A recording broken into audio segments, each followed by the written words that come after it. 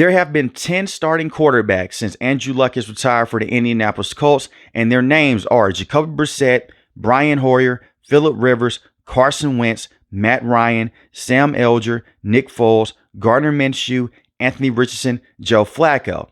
And they can add another quarterback to that list because today, Shane Steichen has named Daniel Jones to be the starting quarterback entering the 2025 season for Indy. Daniel Jones is the right quarterback for this team in the current moment. And I'm not saying that he's going to go out there and help this team get to the NFL playoffs or help them win this division, but he is a better quarterback than Anthony Richardson at the current moment. And we got to see this early on in the preseason this year. When AR could not go out there and read the blitz and read the hot man coming off the edge, he dislocated his pinky. If you can't make it in a preseason game, it's hard to imagine that AR will make it throughout the entire season. But before I get into AR and why they shouldn't have selected him in the first round, I really want to talk about Daniel Jones here. This is not me saying that Daniel Jones is going to go out there and resurrect his career like Sam Darnold, the same with Baker Mayfield and Geno Smith in the past.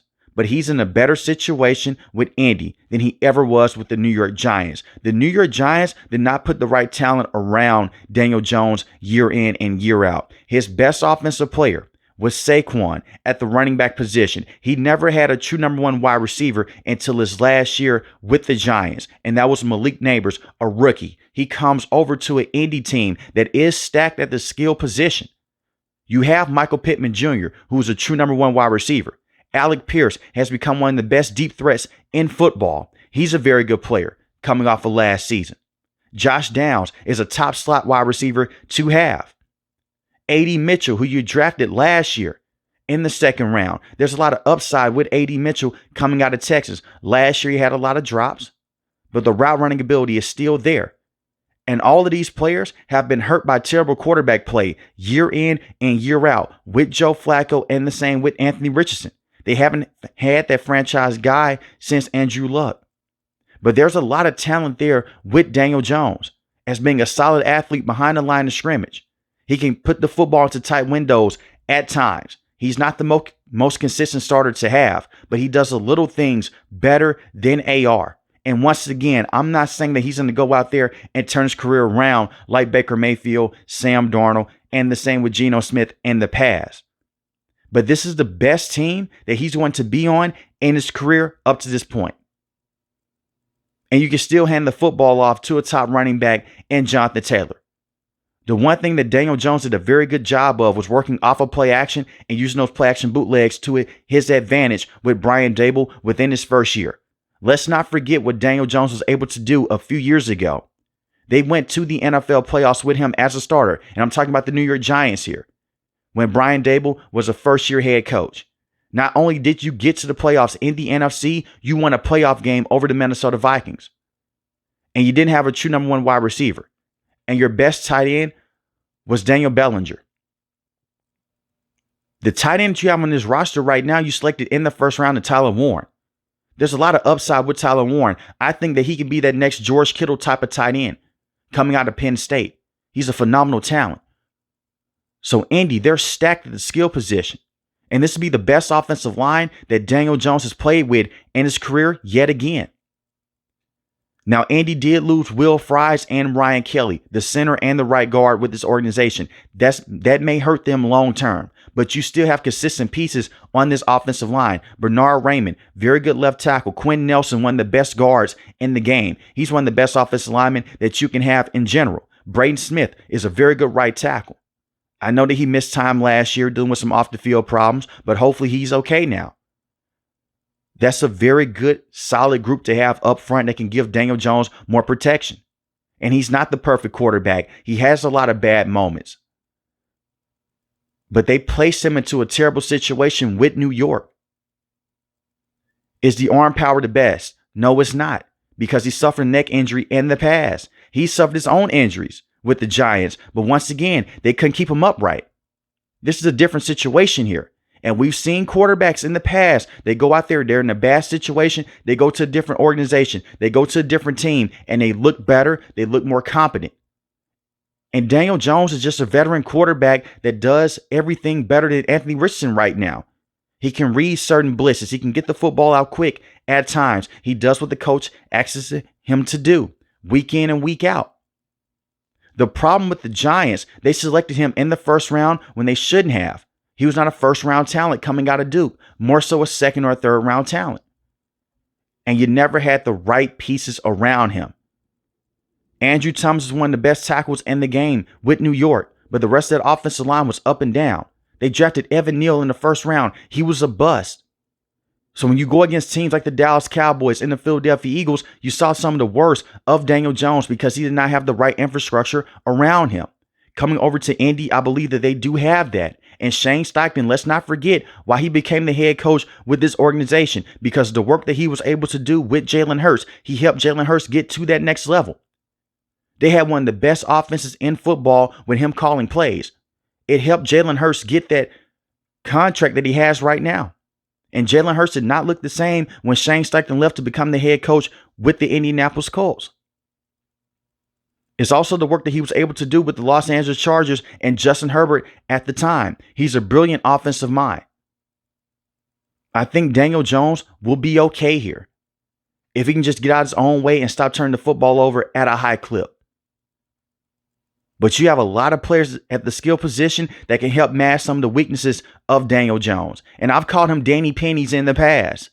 You guys can go back and listen to those videos. But I'm willing to give him a shot over Anthony Richardson right now because AR is just not a good quarterback week in and week out. And it's not all on AR. They should have never selected him in the first round. Jalen Milroe was a third round pick to the Seattle Seahawks this previous draft class. This year, as a matter of fact. He had a better college career than AR. The only reason why Anthony Richardson went into the first round is because of his size and his potential. That's it. He was not on the same level as quarterbacks like Bryce Young and CJ coming out of college. And I know Indy was desperate for a quarterback. If you're going to select him in the first round, you have to sit him down for a year or two because he wasn't ready. His last season in college, he had 17 passing touchdowns to 9 interceptions.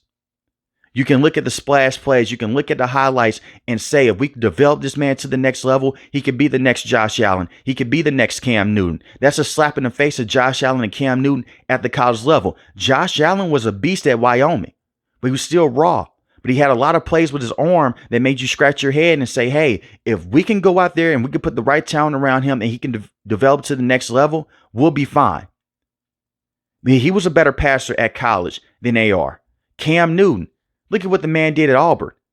He was the best player in college by far that year. So you can't compare AR to those players at the college level. Now the national media is trying to twist this. Now they're calling for the jobs of Chris Ballard and the same with Shane Steichen. They're saying that they did not give that support to AR when they are the same people that were pushing for Anthony Richardson to be a first round pick, when they were pushing for him to be a starting quarterback day one, when he never should have been. I don't place all that on Anthony Richardson. They overhyped him as a prospect, and it happens. But even Zach Wilson, who's been a bust in the NFL, just a terrible starting quarterback with the New York Jets, he had a better last year than Anthony Richardson. A prime example of this is Trey Lance. This man has bounced around the NFL year in and year out. The San Francisco 49ers, they moved heaven and earth to go out there and bring him in. Now you look at him. He's a second string, possibly third string quarterback with the Los Angeles Chargers because he did not have those many snaps at the college level. Stop taking quarterbacks in the first round that has only played 13 games or they don't have enough snaps at that level. And if you're going to take them in the first round, you let them sit, you let them develop. Now, I love Shane Steichen as an offensive mind. He botched this. They should have went with Gardner Minshew for the entire rookie season. If you were to set down AR for that entire rookie year, maybe we're not having this conversation. And Gardner Minshew, he's not a franchise quarterback either. He's a solid backup. And he's an okay starter at times. We've seen this with the Jacksonville Jaguars in the past. We've seen him come in for a couple of games. Even with Indy, they were making a playoff push that first year with him being the starting quarterback. But we all know long term, he's not going to be the guy. He has the mustache. He has the charisma. He has the personality to be a player to root for. But long term, he's not going to be your starter. If you can come in for 2 to 3 games, you may be fine. But if you were to set down AR that rookie season, he possibly wouldn't have got injured. That's the same year he hurt his shoulder, suffered a concussion. That shoulder injury, he missed the entire rest of the season. Majority of his rookie year, he was rehabbing from that shoulder injury. Even in training camp, he said something was off. He didn't feel the same from that shoulder injury. He's still having problems with that shoulder. He missed time this year in OTAs recovering from soreness in that shoulder again, which gave Daniel Jones more reps with the first team, which puts him at a disadvantage. His second year, his hip gives out against the Steelers because he runs straight into the defender. The next play, he just slides down. He can't finish out the game. They go with Joe Flacco. Flacco comes in. They beat the Steelers. Very good win for the Indianapolis Colts. They go back to Anthony Richardson. He taps out of the game because he's tired. It's those little things.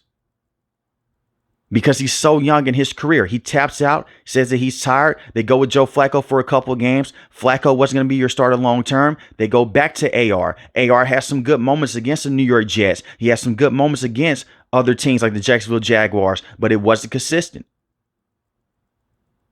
And another thing that I'm starting to notice with AR, he has all this muscle. He's big, 250 pounds, 6'5", has a rocket arm. He can't take those hits. Some people's bodies can't take hits like others. Michael Vick was a slimmer quarterback. He could take some of those hits in open space, and he was a faster player than AR. Cam Newton could take those hits. Anthony Richardson, dislocated pinky, concussion, shoulder injury, hip injury. Those are 3 injuries so far in a player that's only played 2 years fully in the NFL. He has more interceptions than passing touchdowns. But give him this time to sit back and develop behind Daniel Jones. I would sit him for the entire year possibly if I'm Shane Steichen. And this may be his last year with Indy because of the new ownership. Jim Irsay is no longer the owner with this organization. We all know what happened with Jim Irsay. Rest in peace to him. His daughter has full say-so of this organization. She may fire Chris Ballard. She may fire Shane Steichen and go with her staff. We'll see. I do feel for Shane Steichen, though. Because that first year, you were just one play away from making the NFL playoffs, but the running back dropped the football when Gardner Minshew got it to him against the Houston Texans. Now, one thing that's working against Chris Ballard here, you haven't been the best general manager, to say the least. I have to be honest. I have to be fair. And I like Chris Ballard as a personality. They haven't won this division since 2014. We've seen the Jaguars go through rebuilding phases and win this division. The same with the Houston Texans. The Houston Texans drafted Deshaun Watson. They went through some Deshaun Watson allegations. They traded Deshaun Watson. And they've won this division twice since then. With CJ and with Deshaun. The Houston Texans had good teams. And they had Bill O'Brien being their head coach and being their de facto general manager. And we know how bad Bill O'Brien was as a GM with the Houston Texans. They traded DeAndre Hopkins for David Johnson. And they've had more success in terms of winning this division and going to the playoffs than Indy. The same with the Tennessee Titans. They won this division with Ryan Tannehill being the starting quarterback and Mike Vrabel being their head coach. The fact that they won this division with Ryan Tannehill being their starting quarterback says a lot about this division over the last decade plus. But it's not a good look. And your last playoff appearance was 2020. I feel for Chris Ballard and for the entire ownership group because you were not prepared for when Andrew Luck retired, and no one would have been. Even some of the best organizations in football right now, they would not be prepared if their starting quarterback came out in the preseason and they threw their hands up and say, you know what? I'm done playing football. Good luck. And you go with Jacoby Brissett. It's been tough, but you continue to roll the dice at the quarterback position. Hopefully it works out on the offensive end. And this is not the nail in the coffin for AR in his career. He could possibly come back, but he needs to sit back and learn and develop behind Daniel Jones. He needs to learn the little things at the line of scrimmage, read certain blitzes, read certain coverages. If you see the hot man coming off the edge, dump the football down to the running back so you don't have a dislocated pinky, so you don't take those big hits in open field. And he's not the fastest quarterback either. He's not slow. But he doesn't have that Lamar Jackson, Josh Allen speed in open field. And the same with Michael Vick. Those are all generational runners. AR, he can move in space, but he's known for being a downhill threat. At the college level, he wasn't known for his juke move and his spin move. He was known for running you over and stiff arming you to the next level. You're not going to get away with that at this level. because you have defenders like Max Crosby, TJ Watt, Micah Parsons. They're going to go out there, they're going to hit you as much as possible, and they're going to try to bring you down. At the college level, you have a lot of linebackers that are undersized, so you can run those guys over. It looks good in the highlight package, but on film, most GMs and most scouts realize he's not going to be able to get away with this at this level. So offensively, they should be okay at the skill position.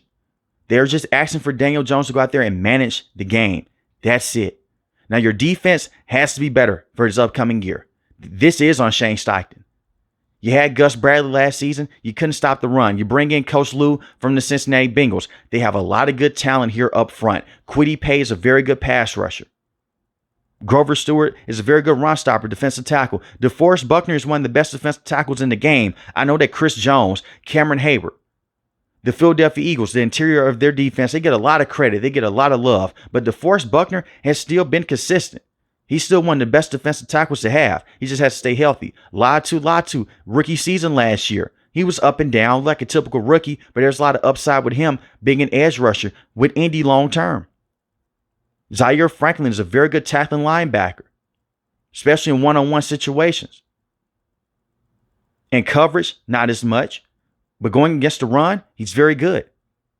The secondary should be better. You bring in Charvarius Ward, who was in Pro Bowl corner with the San Francisco 49ers. Can play like an all-pro at times. Very good player. He should be the cornerback that you go to over and over again. You want to match him up with guys like Nico Collins? Put him on an island. I think that he can hold his own. Cameron Bynum is a very good safety coming over from the Minnesota Vikings. Jalen Jones, solid cornerback to have. Kenny Moore, I like him inside the slot. And they did sign Xavier Howard, but Xavier Howard's not the same cornerback that he was 5-6 years ago. But he's a solid veteran to have in the rotation. Indy, they should be competitive. And I know it sounds crazy putting all your faith into Daniel Jones. That's definitely a choice, and it is.